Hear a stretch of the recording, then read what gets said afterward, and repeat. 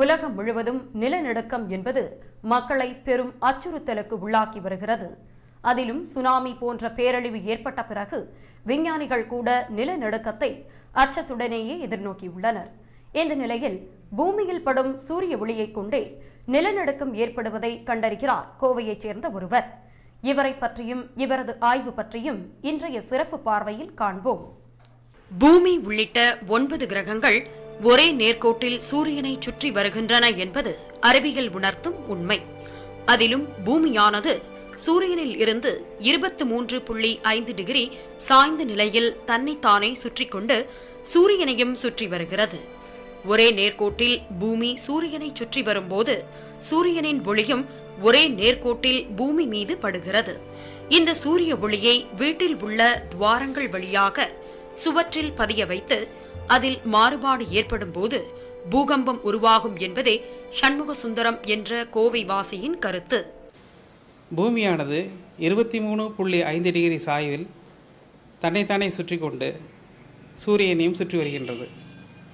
அப்படி சுற்றி வரும்பொழுது மற்ற கிரகங்களின் ஈர்ப்பு விசையால் அவ்வப்பொழுது கிரகங்களின் ஈர்ப்பு விசைக்கு ஏற்ப அச்சில் சில மாறுதல்கள் ஏற்படுகின்றன. இப்படி ஏற்படும் மாறுதல்கள் விசையாக மாறி அதனுடைய லாவா பகுதி வரை செல்கிறது. லாவாவில் ஏற்படும் விசையானது அதன் மேலுள்ள பிளேட் டெக்டானிக்ஸ் என்ற நிலத்தட்டுகளை நகர்த்துகிறது. அப்படி நகரும் பொழுது அவை ஒன்றுடன் ஒன்று மோதிக்கொண்டு நிலநடுக்கம் ஏற்படுகின்றது.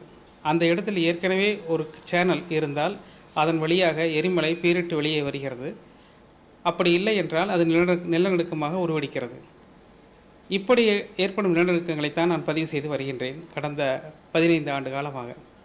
மேலும் பூமிக்கும் சூரியனுக்கும் நடுவே நிலவு என்ற துணைக்கோள் வரும்போதும் பூமியின் சுழற்சியில் மாறுபாடு ஏற்படுகிறது என்கிறார் சண்முக சுந்தரம்.